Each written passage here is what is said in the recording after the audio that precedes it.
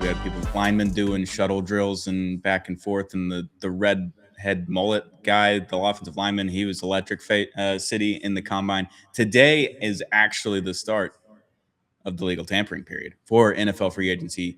So we got a lot of things going on, I believe, and we've had a little bit of action today. We've had a little bit of action this morning with your team, the Houston Texans. This is going to be a Houston Texans episode. Sorry if you're not a Houston fan, but they did a lot of things this morning, so we're going to have to talk about them all over Play Action Takes. Apollo Media's NFL podcast. Hit that subscribe button on our new YouTube channel or wherever you get audio platforms. I am your host, Stone Strinkman, joined always by Kush Patel. How we doing, brother?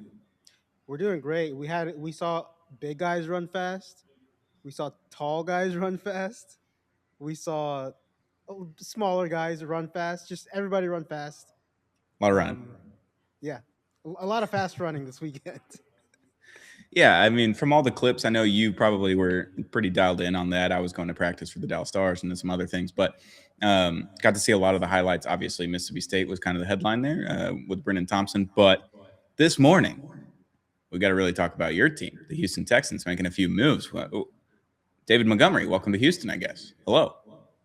David Montgomery, welcome to Houston, and Titus Howard. See you later. Yeah, how are we feeling about the Titus Howard thing? Because didn't you all just like give him a payday? I believe we extended him in 2023, but Okay. I feel like it's one of those things where um, they, Nick Casario was not really trying to pay Titus Howard uh, 20 million plus in that range a year. Sure. After the trade, Cleveland extended him 3 years, 63 million, essentially 21 million a year. So I feel like that had a lot to do with the Titus Howard deal. And then another part of it is, I've seen a bunch of stuff on social media where they're getting a lot of criticism for trading Tunsil last year and then Titus Howard this year. I just think with the offensive line, they have a certain play style that they want to go towards. They want to be like a run heavy football team. They want to be a team where they excel at running in between the tackles, and they want to be a team where when they get down in the red zone, they prefer to run the ball into the end zone, and they just haven't been good at that at all. At all. No, they haven't. And look, credit to Nick Casario for just doing something completely different with the offensive line again, right? Like we came into this past season, we were like, all right, at least they're trying something. You get rid of Tunsil, bring in some new faces, because even with Tunsil, like offensive line wasn't tremendous. When Tunsil would play, that side was pretty good. Obviously, when Tunsil would play, but Tunsil didn't play enough, I guess, to warrant that type of salary and everything. You needed him to stay on the field a little bit more, so you got rid of him. You tried to revamp the offensive line. You didn't really do much. You just kind of swap places. You did what the Dolphins do. You're like, ooh, here's a guy in free agency. Let's overpay a little bit, or let's get a little cheap trade, a little 6th round, 7th round swap here. And it just doesn't work. So maybe you're trying something completely different this year. I think that's kind of the mode on the Titus Howard thing. But then adding David Montgomery to the mix with no offensive line in place right now, it's okay because it's March and you don't need an offensive line in place until, let's call it August. Yeah. So adding David Montgomery to the running back room, I mean, the last time you added maybe a little bit more of a declining running back into the running back room, it worked out pretty well there with Joe Mixon for a season. Didn't work for multiple seasons, but it worked for one. So could David Montgomery work for one season for the Houston Texans? Maybe. I don't know. He didn't play as much last year with the Lions with Jahmyr Gibbs literally just ascending into one of the best running backs in the league and being able to take all the touches and everything. So they didn't need David Montgomery a ton. The Texans need someone to run the ball in at the 1 or 2 yard line. And Woody Marks wasn't cutting it. Nick Chubb and his 20th ACL surgery wasn't cutting it. Like, you just had to do something. This is fine. This is something. This is one of your running back moves, I think. Yeah, on the David Montgomery, deal, I felt like what happened, like deal wise, money wise, and all that stuff is, I think Nick Casario was, I think he was steadfast on trading a fifth rounder, Drew Scruggs, and that seventh rounder.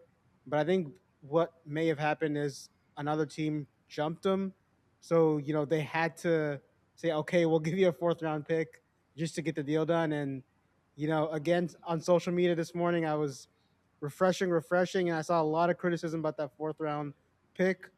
But that kind of gives you a little background info on what I think may have gone down.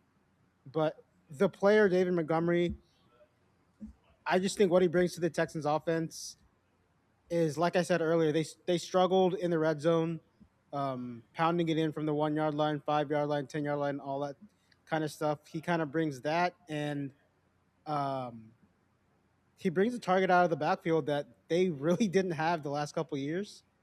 And obviously, all this is dependent on when they do the draft with the offensive line and all that stuff. But I think the David Montgomery move and the Titus Howard move as a whole together kind of is gonna, you know, be the transition into that power running team that they really were trying to be last year. It just the personnel just didn't shake out that way where they were able to do that last year. So I think the hope for Texans fans is that they're gonna start building that offensive line now. And um, someone on social media actually brought up a good point that I kind of want to bring up is they're just now getting out from under this Laramie Tunsil and Titus Howard contract situation that they've had going on for like the last several seasons. So I think, now that um, Titus Howard was drafted by Bill O'Brien, uh, the last position player under the Bill O'Brien era is gone. Um, People say, well, Kush, hold on. Kyrie Fairbairn's still there. Kickers to me are not people. So, you know, throw that That's out. mean. Throw that He's out. so good too. He is good. He is good. But No, yeah, I think you gotta look at it in the sense of you sent a fourth round pick for a pretty proven running back that's going to be able to take carries for you, be able to catch balls out of the backfield, be able to do goal line situations for a fourth round pick. Guess what Woody Marks was last year? It's a fourth round pick. All right. So like you trade like the opportunity to draft another Woody Marks, which I love Woody Marks because he went to Mississippi State, went to my alma mater. Like I'm gonna love Woody Marks, and I love a lot of the characteristics he does. But like if you have two Woody Marks on your roster, you're gonna be like, okay. I mean, like if you combined both of them, that's a pretty solid running back. One of them is fine as your second or third guy. Adding David Montgomery for that fourth round pick price, which you selected Woody Marks with, albeit he's 29 years old, probably towards the end of the running back course of life. One season of David Montgomery at 29 years old isn't that bad, and you just paid the price of a Woody, the opportunity to draft another Woody Marks. Like that's how I looked at it. I didn't think it was stupid or out of character, maybe for the Caserio and the Texans. I thought that was a fine trade, and like you need another running back. And David Montgomery's fine. Like he's not an all star or anything, but he's fine. And now, like you said, you're out of the cap issues, and now basically you're going to just divert the Tunsil cap and all that kind of stuff to Will Anderson's contract, is what it seems like.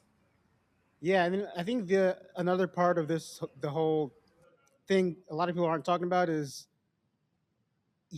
Kenneth Walker the third and Travis Etienne. I believe were two of the running back targets the Texans were looking to try to add in free agency, but I have a feeling that Casario kind of realized that these guys are going to be expensive, more expensive than he's willing to pay, and so he made the deal for David Montgomery.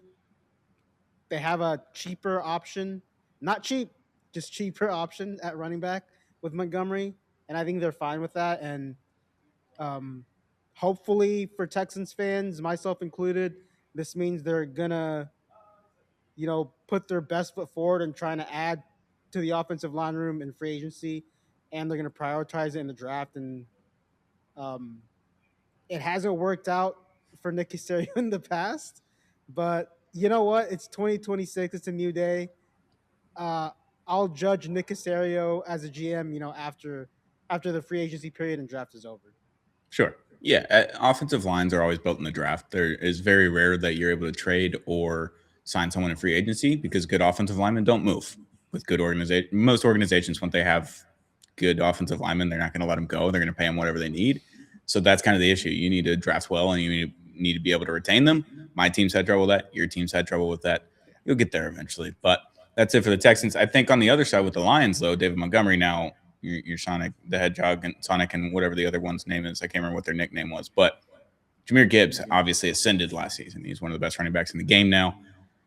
Was able to kind of carry that Lions offense in the backfield. They didn't necessarily need David Montgomery, but now you do kind of need a backup running back who's going to come in on those 3rd and 1s. Is Jameer Gibbs just going to be the 3rd and 1 guy now? Is he just kind of the every down back, and you just going to sign a random backup or draft a random guy in the 3rd or 4th round just to have back there? I don't know what the Lions do, but that's kind of a new reset where you had that backfield, you knew what you were getting every week, and now it's going to be just Gibbs.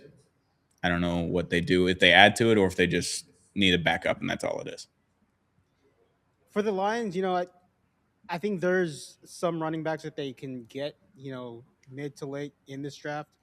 And then they did get Drew Scruggs from the Texans, who was a high end draft pick as an offensive lineman for the Texans a few years ago, who just couldn't get set in that starting lineup for the Texans on the offensive line. Hopefully for him, he can try to make a name for himself with the Lions. And as far as them losing David Montgomery, you're right. Jameer Gibbs came on the scene last year. He was amazing, a fantasy god. you know, he was amazing. Made plays all over the field, and I think maybe it was one of those situations where Dan Campbell saying we're okay letting Montgomery go because we can kind of go the cheaper option where get a guy in the draft and he can kind of fill that hole for him. Yeah.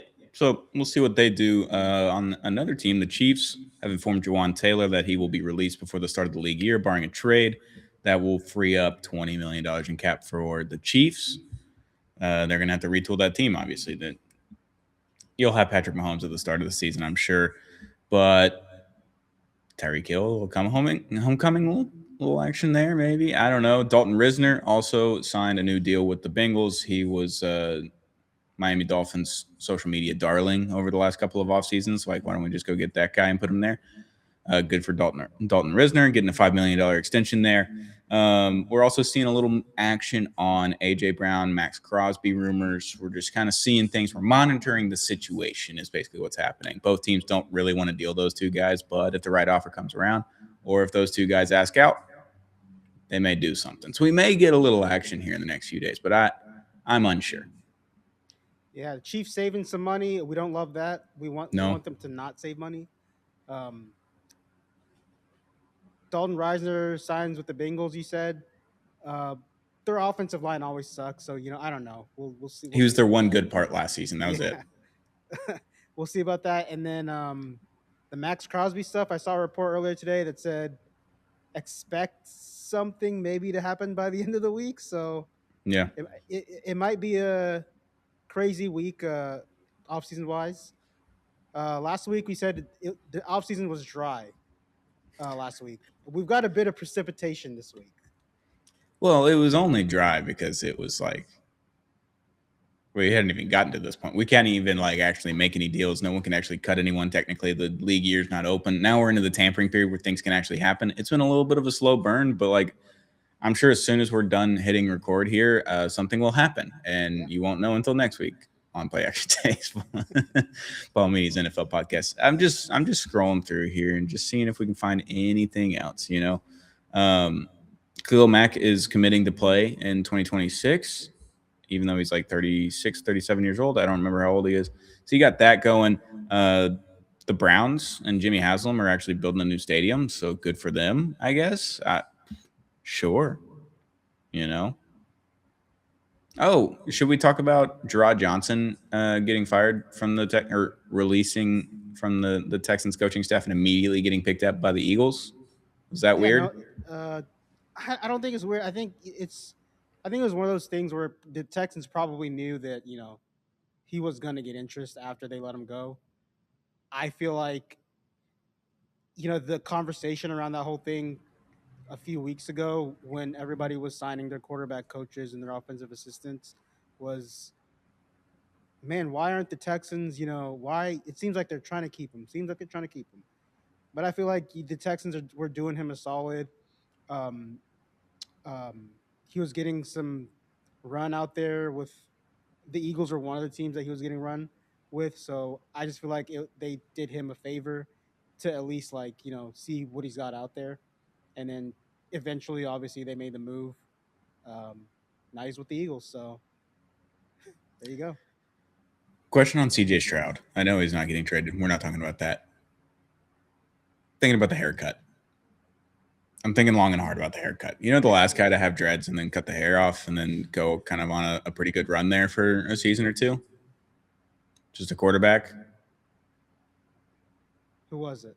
Jalen Hurts. That is that's true. He went That's out. true. He from Alabama. He shaved his head. Went to Oklahoma. Almost won a Heisman. Basically, second round pick. Went on a pretty good run there with the Eagles. Goes to a couple Super Bowls. Wins one. Just saying, we might be a year away from being a year away of CJ Stroud winning a Super Bowl. Well, if he does that, I'm gonna be pro haircut. Well, I mean, what can I say? Hey, those are the saber metrics that keep y'all coming back. You know, that's just things I pay attention to. We love Just great kidding. stats, great analysis.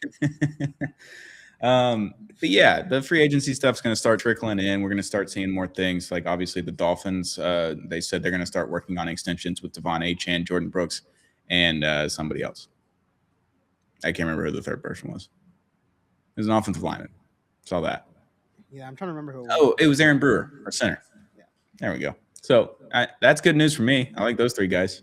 It's probably the only three guys I like on the team, but maybe I got four guys that I like. But and then Tua, yeah, he's pretty much done than done in Miami. They've pretty much already designated him as a post-June 1st cut, barring a trade. Atlanta has shown interest. The Vikings have shown interest. There's a couple other teams. I don't know what that interest is. Is that just interest in like, hey, can Tua come like hang out in our QB room as like a QB coach, or what? What does that look like? That's what I'm wondering. What the interest is. Yeah, the Tua stuff is going to be interesting. We've got Kyler Murray stuff. Ooh, Kyler Murray's another We've one. got Yeah. Geno Smith stuff. I don't know if anybody cares about that, but it's No. happening. It's happening. The Kyler one's interesting because like he gets hurt every year, and it's because he scrambles a lot or just he plays on a bad team, whatever it is. Could we just do a Tua for Kyler swap? That would be interesting. Would be interesting. Like I don't think Arizona wants Tua, but like, hey, the thin air up there that helps the injuries and stuff. You know, old people always move to Arizona because the air is thinner and it's healthier for you and all that kind of stuff. Maybe that will help Tua. You know. In the sunshine, Kyler gets outside a lot more because there's so much sunshine and beach and ocean. He doesn't want to play COD as much. I'm just saying. I feel like Kyler would probably love Miami more than he likes Arizona. For sure. Seems like it. I don't know. Tua would not like Arizona as much as he likes Miami. Tua was talking to my dad in the locker room at their golf club the other day, which was funny. Just buddies, I guess. I don't know. He's ready to get out of there. I think that's what's going on. Yeah, I don't think he wants to leave Miami necessarily. He just wants to leave the Dolphins. Yeah. He loves Miami. Let me tell you. I kind of hope one of these guys goes to Atlanta just because for me, you know, obviously, you guys know I'm a big Atlanta Falcons fan, secondary to the Texans. Sure. They're, you know, such an interesting team. Probably sometimes for the wrong reasons, but you know, we're there. Atlanta Falcons. You are. I might join you in on that since I'm going to be moving to Georgia here during football season.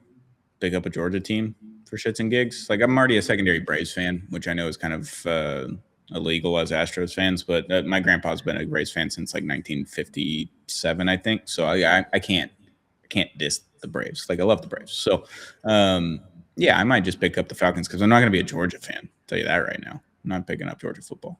I don't think so. Yeah. Probably not going to happen. No, I'll just root for Kyle Pitts if he's still there. I think I'm going to do the same. Off-season talk. All right, Kush, walk me through the combine because all I've really paid attention to on the combine was Brennan Thompson's 40 time, 4.26. Not a big deal. Third fastest time of all time, I believe. Brennan Thompson, Mississippi State, born and bred. You know, he was definitely not a transfer from Oklahoma for like 3 years where he came to Mississippi State and played his last year. But Mississippi State, born and bred, Brennan Thompson, 4.26, 40. Not a big deal. Mike McDaniel's going to love that guy. He's going to look so good in a Chargers uniform. Yeah, your guy, Brennan Thompson, he kind of surprised me. He might be shooting up those draft boards. I don't know, but we'll find out on him. But, you know, I was watching the combine, you know, I didn't really watch day three. I kind of watched day two, mostly watched day one. The one thing that kind of stood out to me was, man, these defensive tackles nowadays are so quick, fast, athletic. I mean, we were watching it here in the studio, and I was telling somebody like Jadeveon Clowney ran 4.53, I believe, many years So ago. fast. I mean, multiple guys are running 4.5s, 4.6s, 4.7s. Do you see fucking Sonny Styles? I did. Ridiculous. That's unreal, dude. A Absolutely safety? ridiculous. I mean, that's ridiculous. I hope he's a Miami Dolphin. That'd be pretty fun. I don't know. Like that got me excited. That one got me excited. Obviously, Brennan Thompson was going to get me excited. That's my guy. That's what he did all season. He just ran by cornerbacks left and right in the SEC, just like 40. He had the most 40-yard catches, I think, in the SEC. That was just, I knew he was going to be fast. I didn't know how fast. I thought he could be like 4.1 fast. I was wrong. 4.26, still fucking fast. But Sonny Styles, what was it? Was he 4.28 or something? Yeah. 4.29? It's like unreal, dude, from a safety. That was crazy. The offensive lineman from Miami, I believe he was a tackle, ran like a 5.36 or something like that. And he's 6'8", 300 and how many other pounds? Like, that's unreal. I don't think people realize how fast a 5.36 40 is. Like, people aren't rolling out of bed and just doing that, even if you were athletic in high school or in college. Like, you're not just doing that. It's actually insane. Caleb Banks from Florida, the defensive tackle, Mm. 6'6", 327, ran a 5 flat. That's unreal, dude. Insanity. Like, in high school, me and my buddies, we timed our 40s in like a field next to one of our pools, and ran it barefoot. I think I went 4.9, and that was like peak of my powers. I was 18 years old. It's like, do whatever I wanted, like you're 4.9, and I was an athlete. I went to college and swam. Like, I did all these things. 5 flat being that big is fucking unreal. You have to, I don't think people understand how much power that would just, you need to have in just your legs and your hips and everything. It's fucking ridiculous. Like, it's insane. Yeah, David Bailey from Texas Tech was just ridiculous athletically too. And then I don't know if you guys saw this, but there was a side to side. I think it was Zion Young. I don't remember exactly. They did a side by side with Zion Young with Patrick Mahomes, and I forgot who the other quarterback was. And he outran both of them as a defensive end. Insane. I mean, I know quarterbacks aren't athletic, but I feel like nowadays they're quicker, faster than they've ever been within Yeah. like the last 7 8 years. Um, I never thought I would watch a defensive end run like Like, straight line scream. faster than the quarterback. Well, then Taylor Green goes 4.3, right? Yeah, And everyone's like, oh, he should just be a wide receiver. I'm like, well, we'll give him a chance. I don't know. He's pretty decent in an Arkansas team that had a shit coach, and it's like not the same thing that you have at Alabama or Auburn, even, or like Tennessee. Like, he wasn't at the same type of SEC program, and he's pretty good. Like, he's throwing 500 yards every once in a while. He can run for 200 yards on you. Like, just give him a shot. I'm not saying he's Terrell Pryor right off the rip. I'd like to give him a shot, see what he's got at quarterback. I don't need to put him at wide receiver just right off the rip. Also, his jump, the high jump, whatever they call that, vertical, that was pretty unreal too. It was real up there. Taylor Green. That's the best part about the combine, is just like marveling about how fucking crazy athletic everyone is without it really having to translate to football. Because there's no yeah, pads, there's no strategy going around. Like, it's just like, how fast can you run? How high can you jump? Like, that's all it really is. And I love that. That's really fun. Athletic specimens. yeah. These are very athletic human beings. Obviously, like all of these guys, their NFL careers probably will not pan out the way they wanted to, but for at least 3 days, it's you just marvel watching these guys run fast, jump high, do these drills, and to me, it's a reminder that um, I am probably one of the least athletic human beings on the planet. After watching the NFL Combine. Yeah, it's tough because I don't have any of those metrics. Like, I didn't do any of these things college athletics or anything like that. But I remember how athletic I was at like 18, 19 years old. And I was like, man, that was pretty cool. Nowadays, like getting out of bed's a problem. My hips are always hurting. Like I got to stretch all the time. I never stretched in college. I was never stretching. I never did recovery things in college. Like I did the cold tub every once in a while. Didn't do shit. And I was able to just go swim fast and, and like win events and stuff.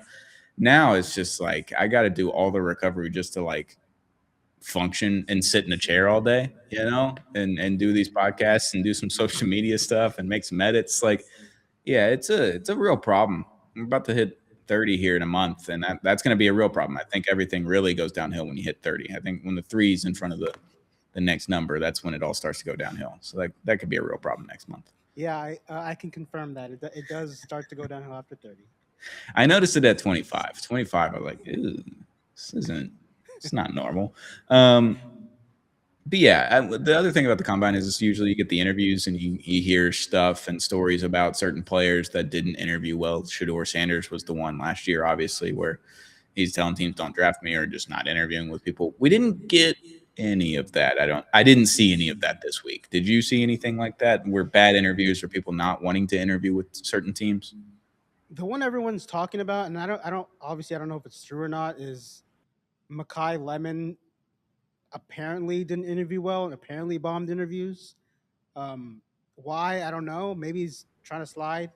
Um, the one thing I thought was funny was Uh, yeah, Anthony Mendoza. They were doing all the press tour with him, and obviously he didn't. He didn't work out, but they're doing the press tour, and I forgot who was interviewing him, but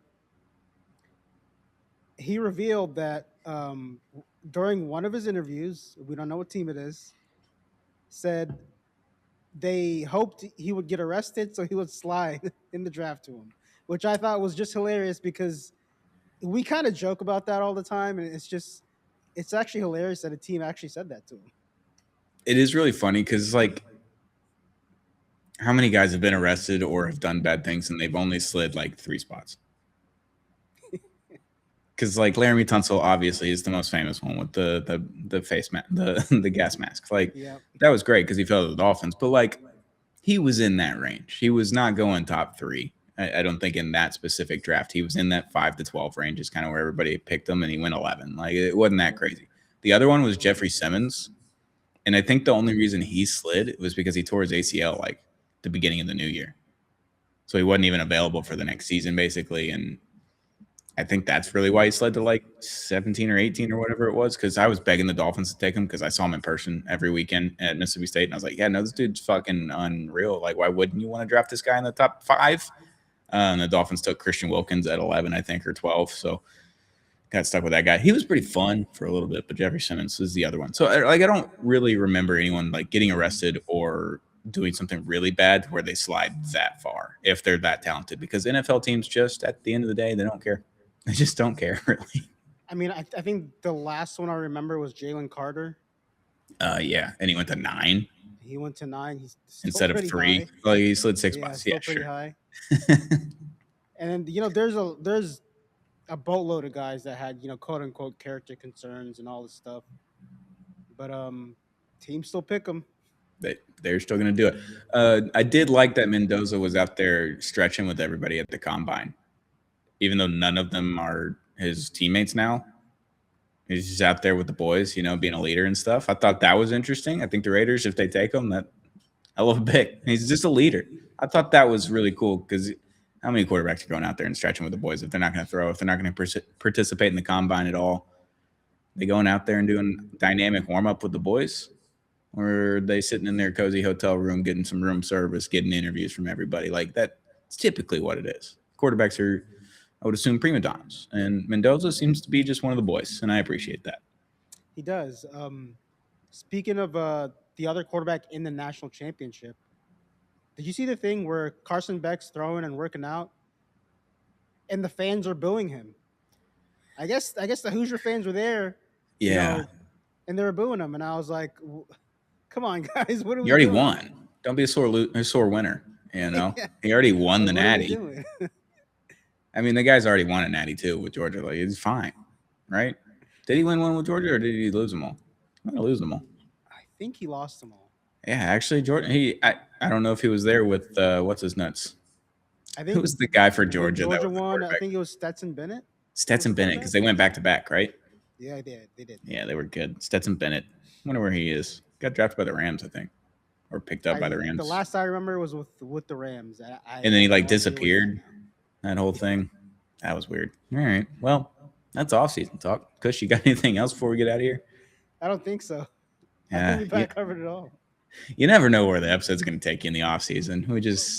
We're grasping for straws here. So, I mean, hey, leave a comment underneath the video here on YouTube at Play Action Takes on YouTube. But you can leave a comment for a suggestion of what we can bring up, a little topic, a little 5-minute segment. We'd love to bring into the fans and everything like that. That'd be awesome. So hit that subscribe button, turn on the notification bell so you never miss an episode. Tune in to us on audio platforms like Apple and Spotify. We've got video on Spotify as well. New channel, obviously, we're trying to grow it. I think if we can hit 500 subscribers here, either by the end of this year or then before the season starts, we'll do a jersey giveaway. Yeah, we'll do a jersey of your choice. So whatever jersey you want, I'm going to order it from Fanatics, and if it fucks up, it's fucked up because it's what Fanatics does, and that's the only place you can get jerseys now. I'll try to find you one from not Fanatics, but I'm pretty sure Fanatics produces all the jerseys now. It's a monopoly. It is what it is. But we'll do a jersey giveaway at 500 subs on Play Action Takes on our YouTube channel. So yeah, hit that subscribe button if you're a football fan. Tune in. We're gonna have some more stuff. We're gonna have some more draft content here coming soon in the next month and a half or change before the draft actually starts. We'll get our college guys on, but it's off season. Tampering period is open. If anything absolutely crazy comes on this week, anything happens, we might do a little double dizzy. We might come back for a second episode. But if nothing crazy happens, we'll just wait till next Monday to record. We'll be back very, very soon with another episode of Play Action Takes, Pauly Media's NFL podcast.